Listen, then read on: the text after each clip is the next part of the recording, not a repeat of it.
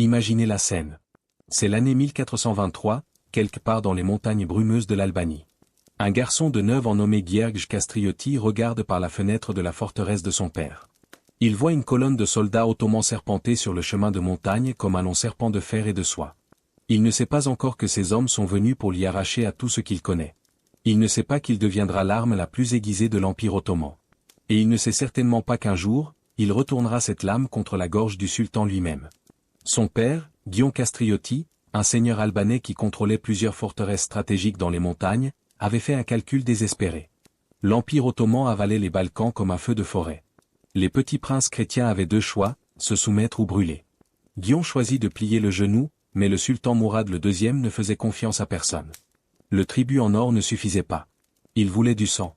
Il exigeait les fils de Gheorghe comme otages, une garantie vivante de sa loyauté. C'était le système de Vshirm, la taxe sur le sang, et c'était l'une des machines les plus cruellement efficaces jamais conçues par un empire.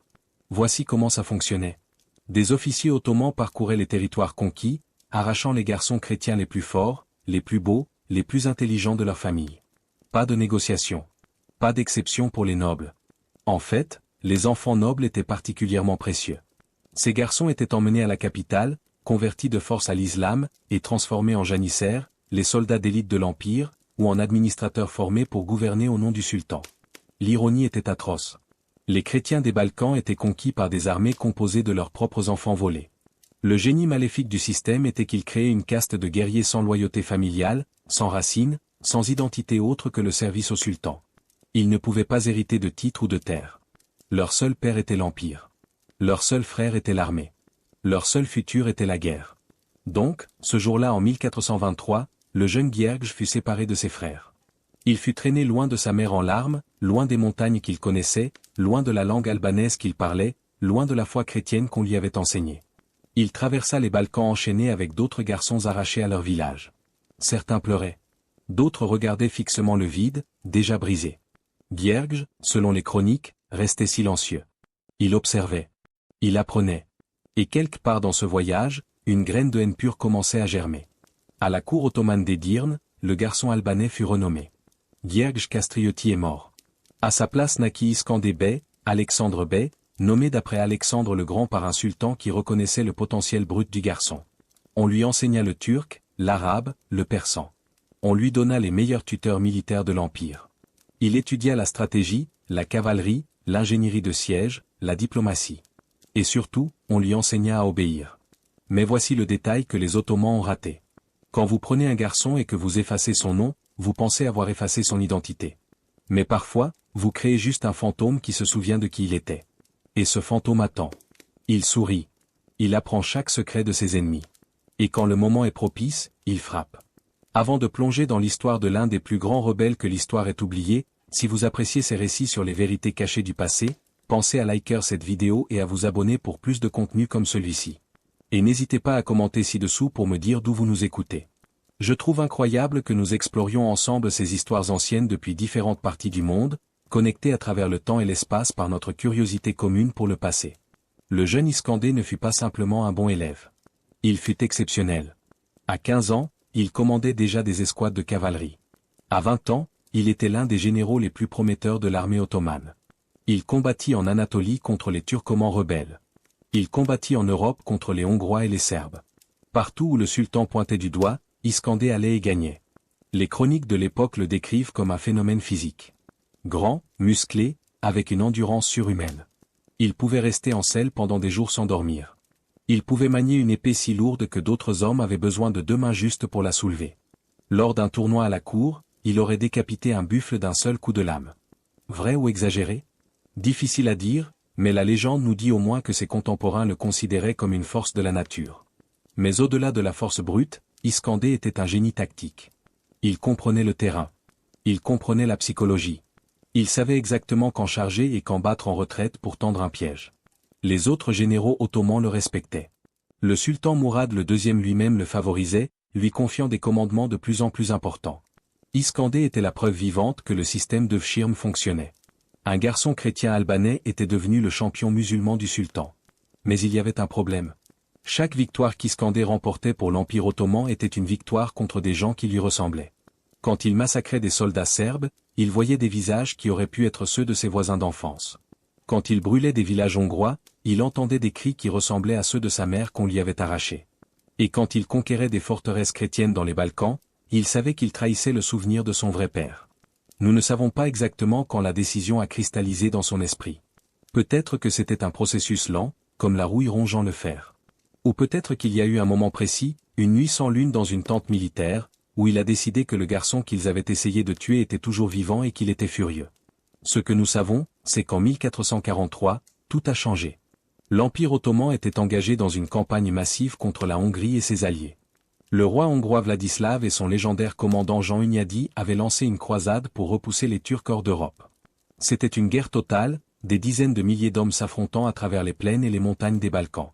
Iskandar Bey commandait une division de cavalerie d'élite dans l'armée ottomane, et il était stationné près de la ville de Nis dans l'actuelle Serbie. Le 3 novembre 1443, les forces ottomanes et chrétiennes se rencontrèrent dans une bataille chaotique. Les chroniques décrivent une mêlée sanglante, la cavalerie ottomane contre l'infanterie hongroise lourde, les flèches obscurcissant le ciel, le sol devenant boueux de sang. Et au milieu de ce chaos, Iskandar Bey a fait quelque chose que personne n'attendait. Il a déserté. Mais ce n'était pas une désertion paniquée. Ce n'était pas un soldat qui fuyait le combat. C'était un plan exécuté avec une précision chirurgicale. Iskandar rassembla environ 300 cavaliers, des hommes qui lui étaient personnellement loyaux, beaucoup d'entre eux probablement aussi des Albanais convertis de force qui attendaient juste un signal. Au plus fort de la bataille, alors que la confusion régnait et que personne ne pouvait suivre les mouvements de chaque unité, Iskandar fit tourner ses chevaux. Ils ne se dirigèrent pas vers les lignes hongroises. Ils se dirigèrent vers le sud. Vers l'Albanie. Vers la maison. Mais Iskandar savait que simplement rentrer chez lui ne suffirait pas. Les Ottomans le traqueraient. Il brûlerait sa terre natale jusqu'aux fondations. Il avait besoin d'un avantage. Il avait besoin d'une forteresse. Et il savait exactement laquelle. Cluj.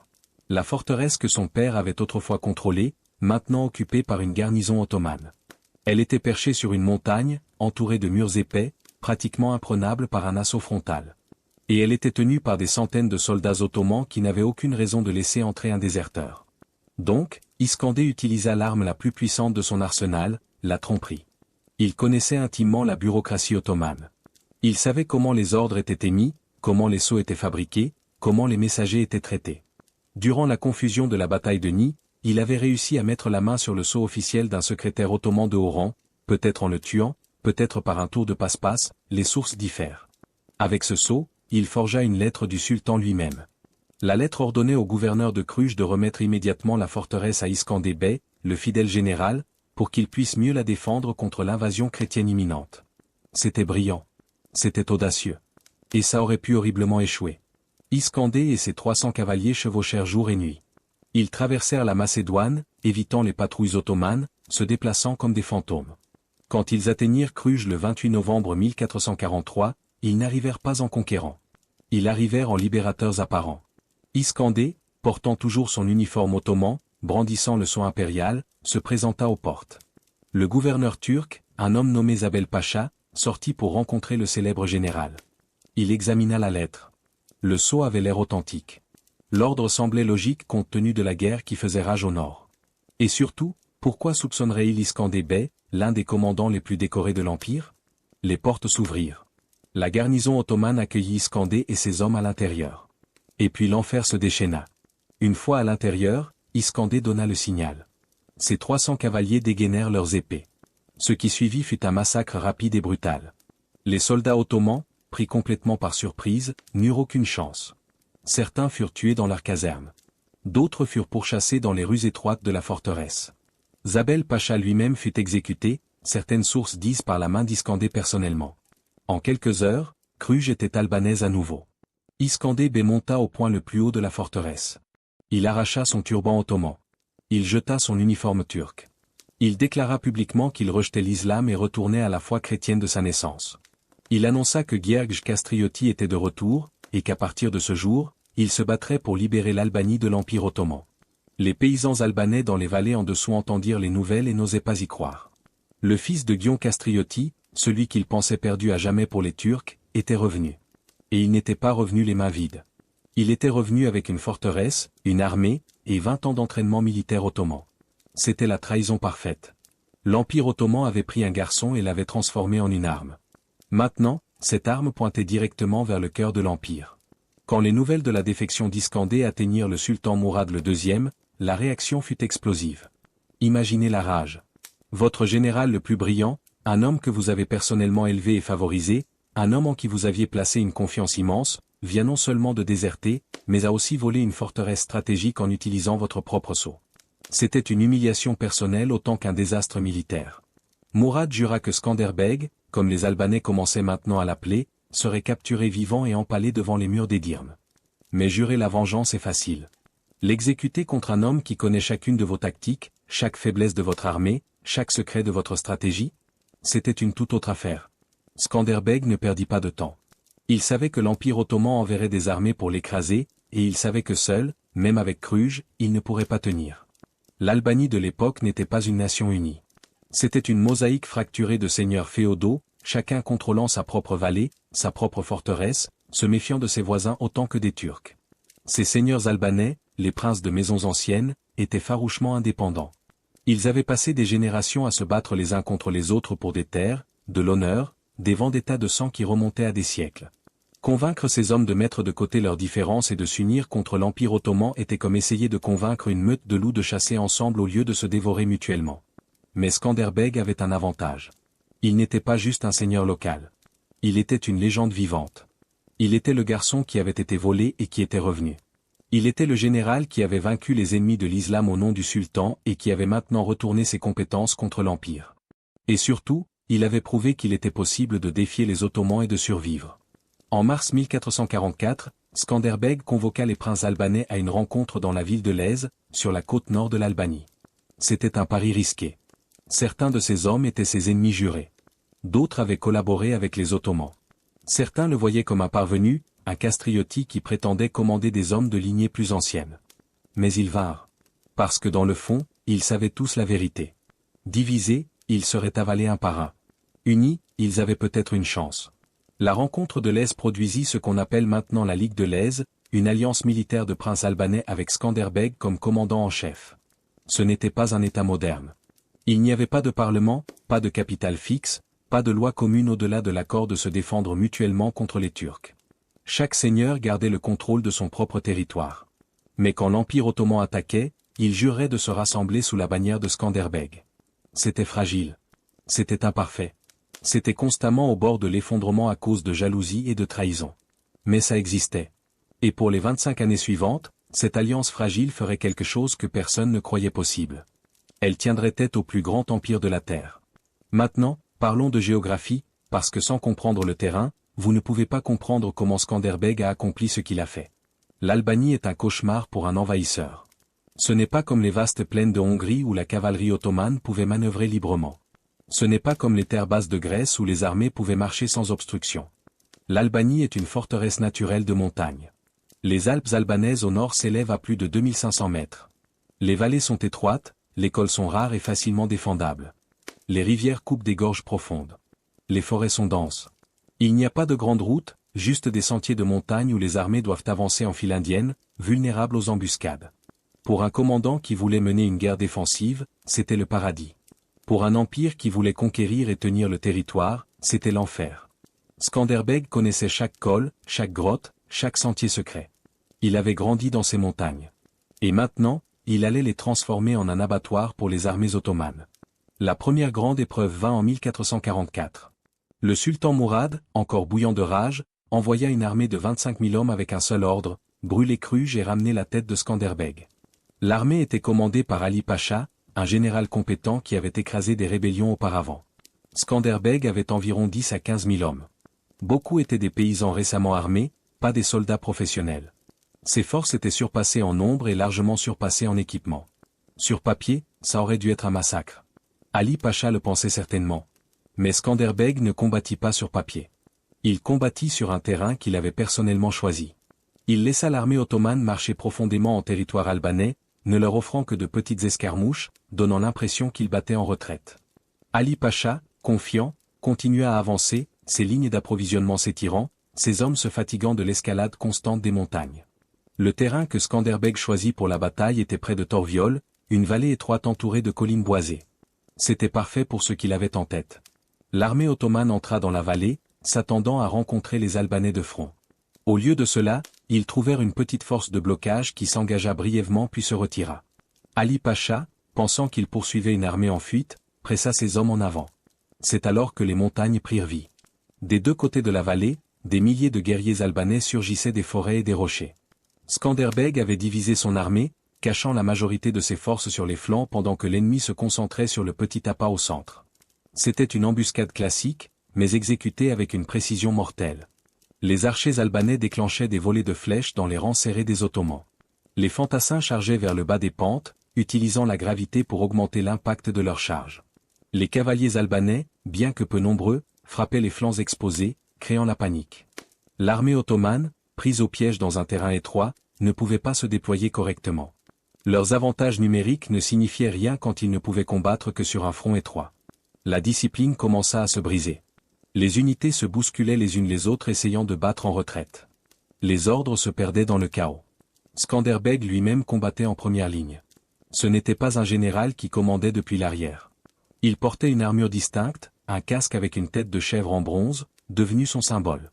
Les soldats albanais pouvaient le voir au milieu de la mêlée, son épée s'élevant et retombant, et cela les galvanisait. Leurs ennemis le voyaient aussi et étaient terrifiés. La bataille de Torviol se termina par un désastre complet pour les Ottomans. Des milliers furent tués. Ali Pacha lui-même fut capturé et exécuté.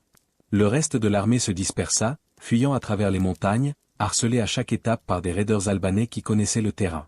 Quand les nouvelles atteignirent le sultan Mourad, il dut faire face à une réalité inconfortable. Skanderbeg n'était pas juste un déserteur chanceux. C'était un génie militaire qui avait transformé une collection de montagnards en une force qui pouvait humilier les armées impériales. Mais Mourad n'abandonna pas. Il envoya une deuxième armée. Puis une troisième.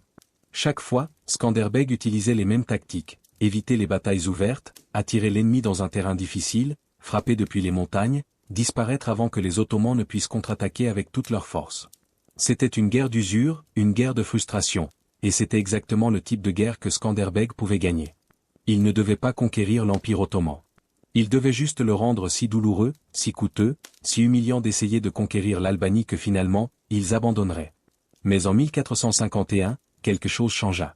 Le sultan Mourad II mourut et fut remplacé par son fils, Mehmed II.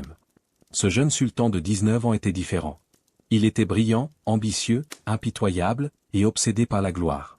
En 1453, 2 ans seulement après être monté sur le trône, Mehmed II fit l'impossible.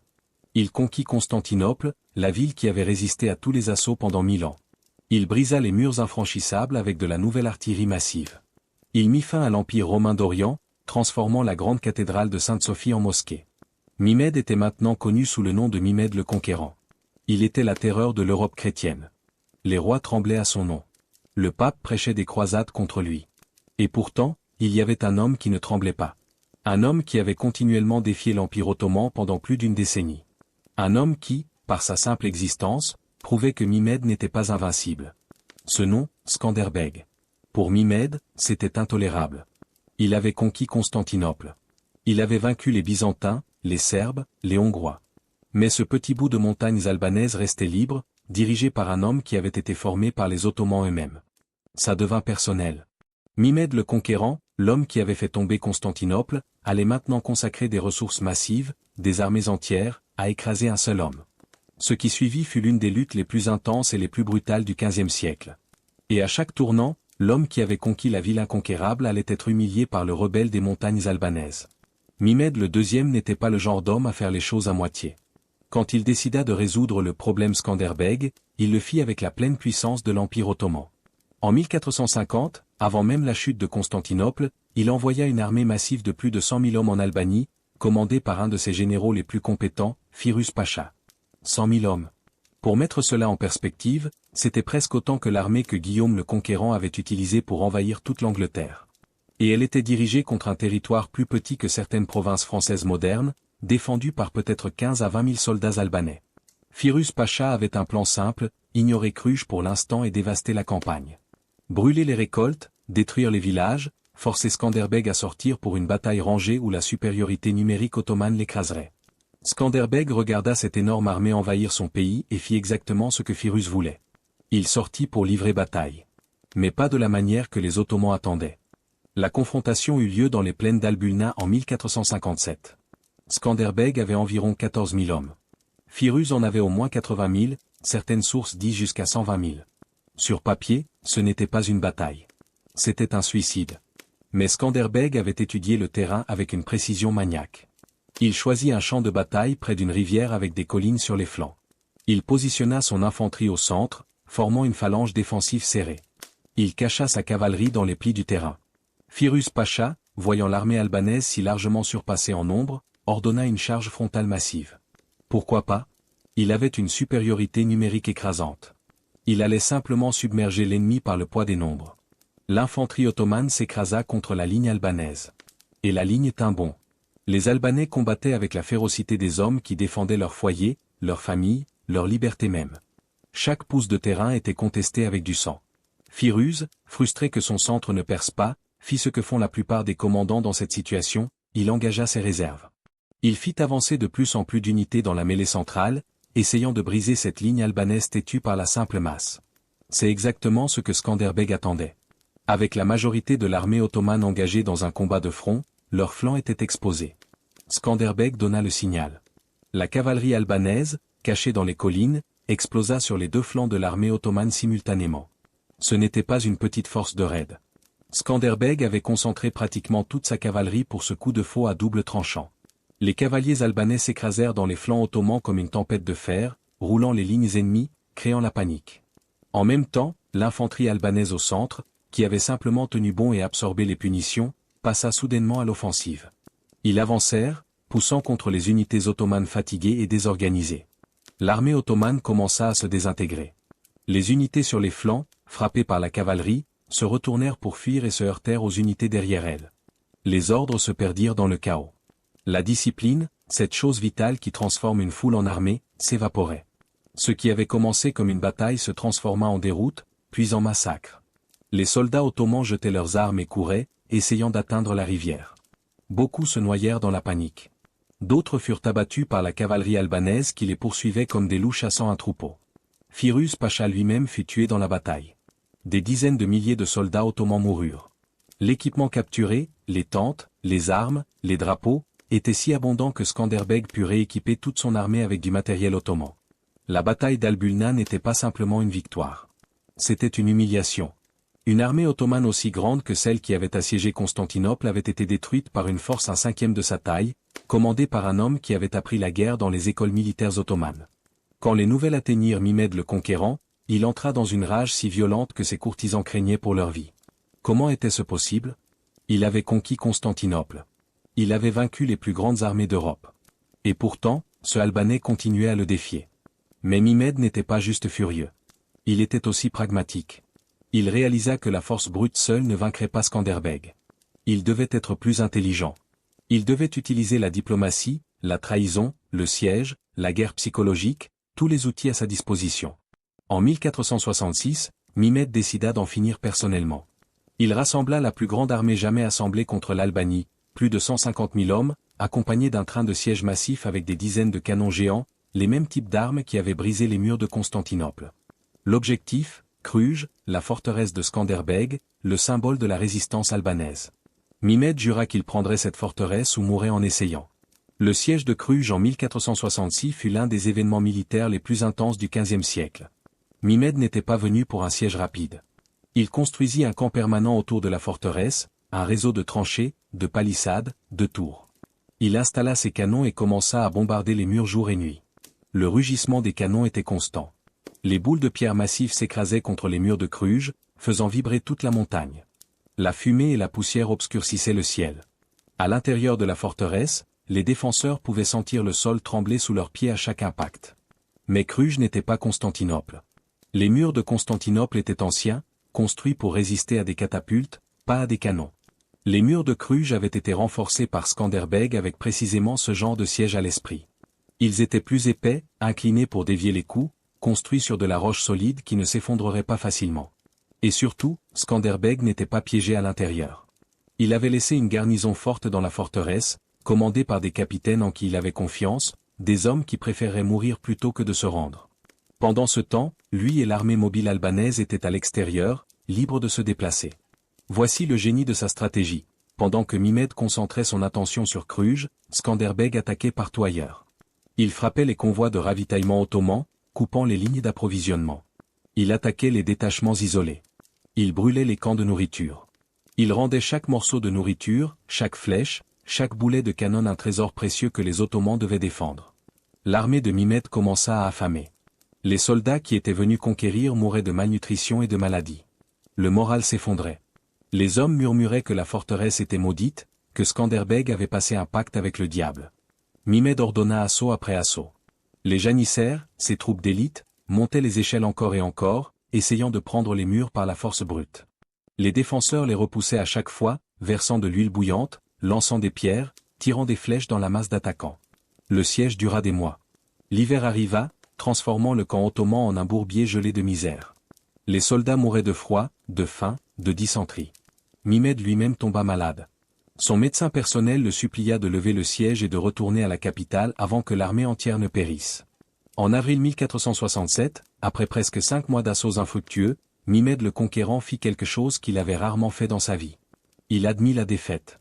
Il leva le siège et retourna à Constantinople, laissant derrière lui des dizaines de milliers de cadavres, d'immenses quantités d'équipements abandonnés, et sa réputation en lambeaux. L'homme qui avait conquis Constantinople n'avait pas pu prendre une forteresse de montagne défendue par une poignée d'Albanais. Skanderbeg était devenu plus qu'un simple commandant militaire.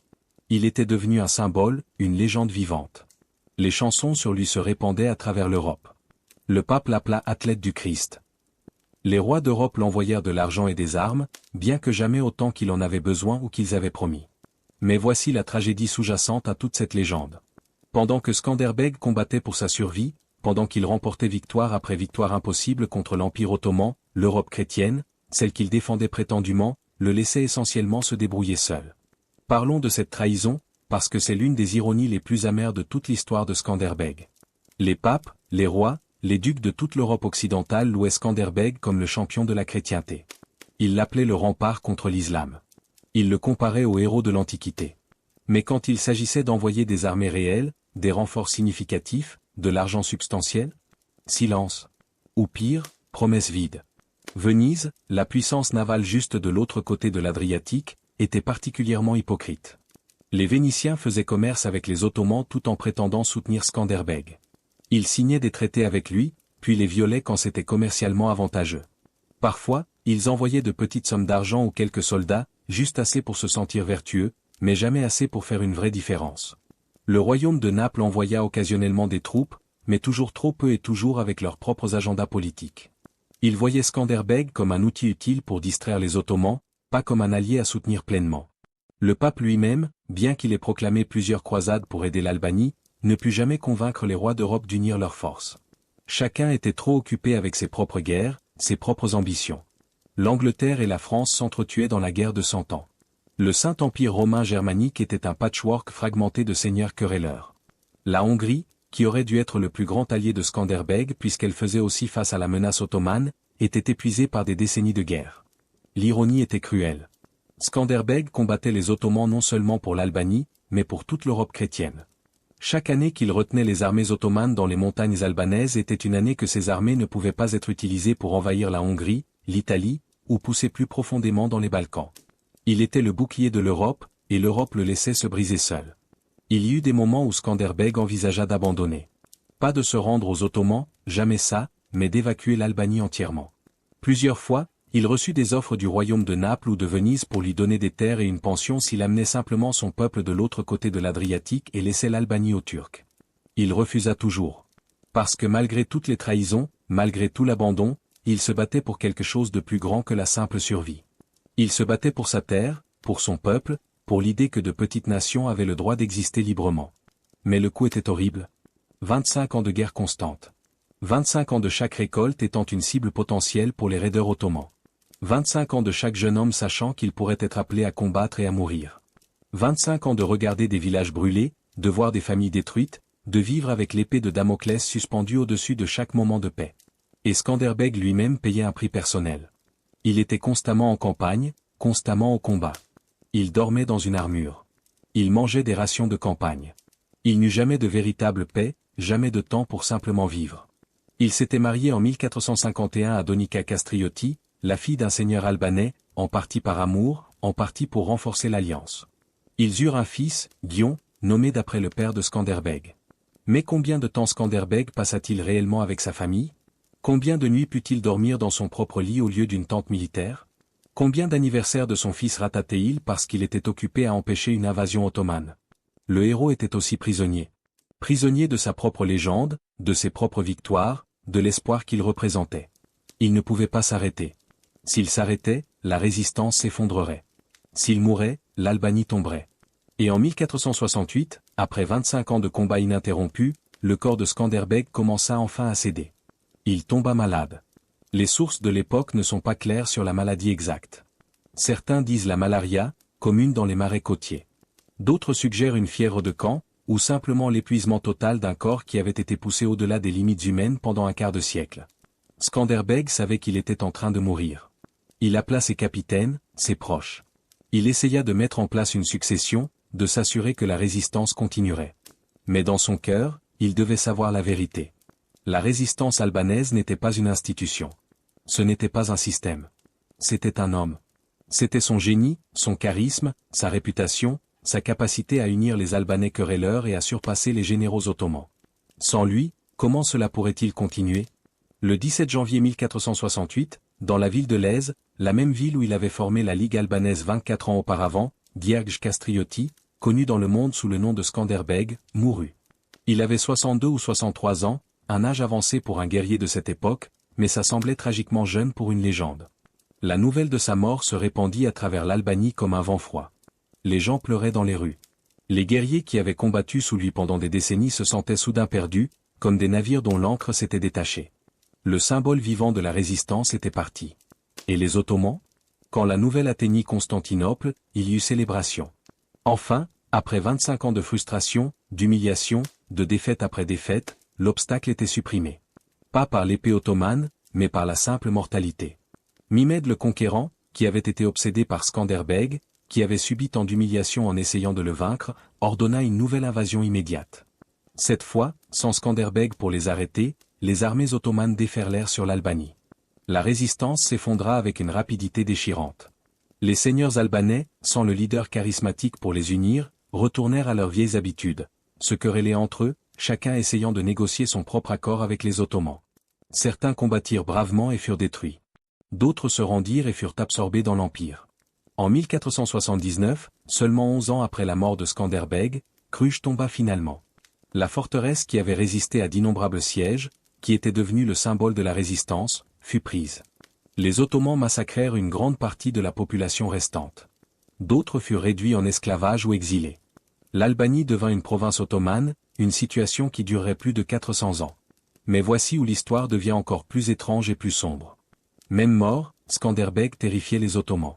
Ou du moins, il voulait s'assurer qu'il ne pourrait jamais devenir un symbole de résurrection. Selon les chroniques, les soldats ottomans déterrèrent le corps de Skanderbeg de sa tombe à Lez. Ils brisèrent son cercueil et arrachèrent ses os. Pourquoi? Parce qu'une légende s'était répandue parmi les janissaires que les os de Skanderbeg possédaient des pouvoirs magiques. Les soldats prirent des fragments de ces os et les portèrent comme amulettes, croyant que cela leur donnerait du courage au combat. Réfléchissez à l'ironie. Les soldats de l'Empire qu'il avait combattu toute sa vie portaient maintenant des morceaux de son corps comme talisman protecteur. L'homme qui les avait terrorisés vivant les terrorisait encore morts, mais d'une manière différente, transformé de cauchemar en superstition protectrice. Son crâne, selon certaines histoires, fut pris à Constantinople et gardé comme trophée par le sultan. D'autres sources disent qu'il fut détruit entièrement pour empêcher qu'il ne devienne une relique. Nous ne savons pas avec certitude. Ce que nous savons, c'est que les restes physiques de Skanderbeg furent dispersés, profanés, traités avec le genre de peur et de haine que seul un ennemi vraiment redoutable inspire. Mais détruire un corps est facile. Détruire une légende? C'est impossible. Dans les années et les siècles qui suivirent, alors que l'Albanie languissait sous la domination ottomane, le souvenir de Skanderbeg ne mourut pas.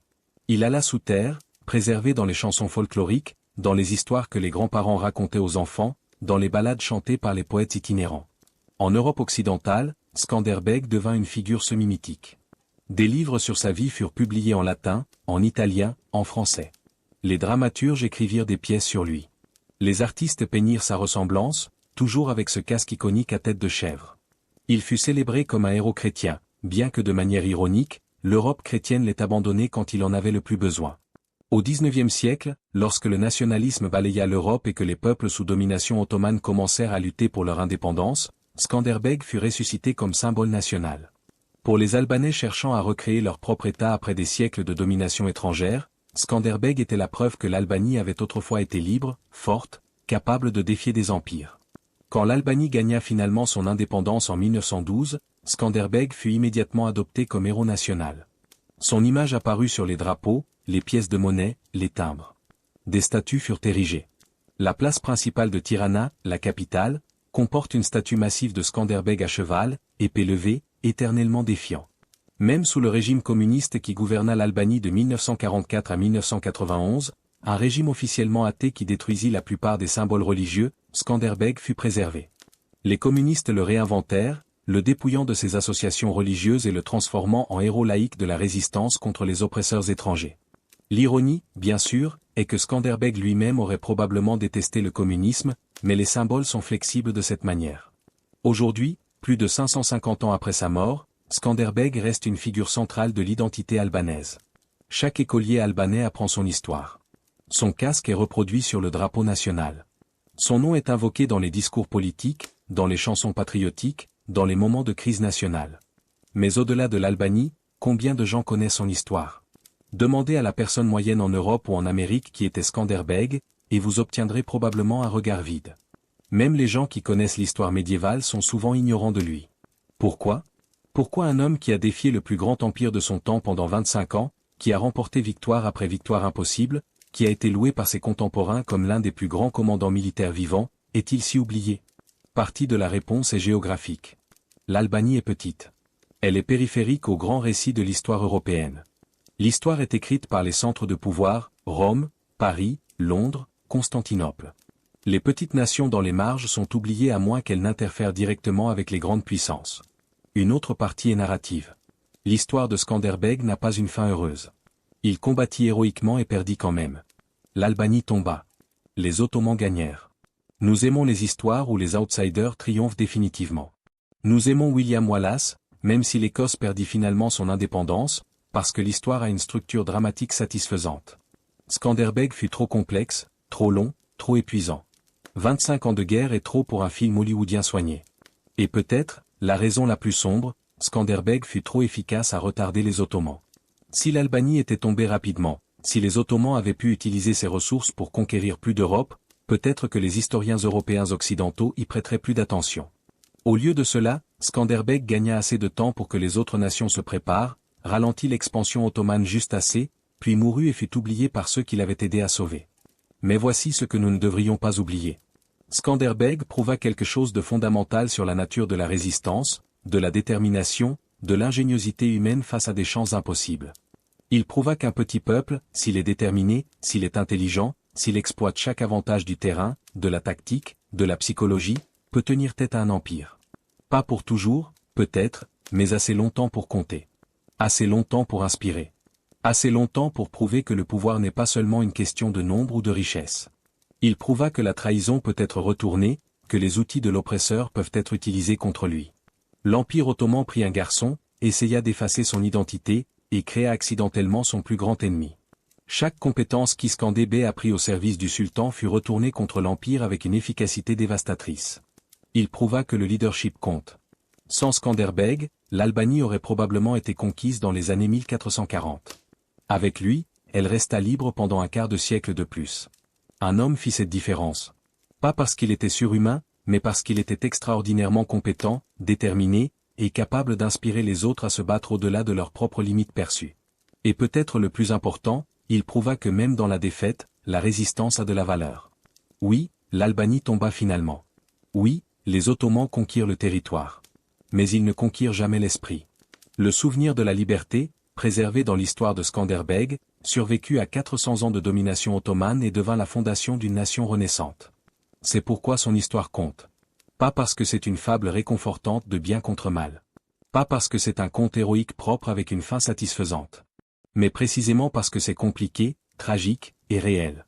Skanderbeg fut un homme volé de son enfance, transformé en arme, qui brisa sa programmation et passa le reste de sa vie à se battre pour quelque chose de plus grand que lui-même. Il gagna bataille après bataille contre un ennemi qui aurait dû l'écraser. Il fut abandonné par les alliés qui prétendaient le soutenir. Il mourut sachant probablement que sans lui, la résistance s'effondrerait. Et pourtant, il combattit quand même. Non pas parce qu'il pouvait garantir la victoire, mais parce que certaines choses méritent qu'on se batte pour elles-mêmes face à une défaite certaine. Voilà l'héritage de Gjergj Kastrioti, Skanderbeg, le général rebelle qui humilia l'Empire ottoman. Non pas une victoire parfaite, mais une résistance parfaite. Non pas une fin heureuse, mais une lutte significative. Non pas un mythe, mais un homme qui devint une légende par le simple refus de se soumettre. Dans les montagnes d'Albanie, dans les chansons qui sont encore chantées, dans la mémoire d'un peuple qui n'a jamais oublié, Skanderbeg chevauche toujours. Épée levée, casque brillant, défiant des empires qui n'existent plus. Et peut-être que c'est la vraie victoire. Pas de conquérir. Pas de survivre. Mais d'inspirer. D'être rappelé. D'avoir vécu d'une manière qui résonne à travers les siècles, rappelant aux générations futures que la liberté vaut la peine de se battre, même quand la bataille semble perdue d'avance. Si vous avez tenu jusqu'ici, vous êtes un véritable passionné d'histoire. Pensez à liker cette vidéo maintenant. Cela aide vraiment la chaîne à maintenir ces histoires oubliées vivantes. Abonnez-vous pour plus de contenu comme celui-ci, et activez la cloche de notification pour ne manquer aucune nouvelle exploration des coins cachés du passé. Commentez ci-dessous et dites-moi, aviez-vous déjà entendu parler de Skanderbeg avant cette vidéo? Et quelle autre histoire oubliée devrions-nous explorer ensemble?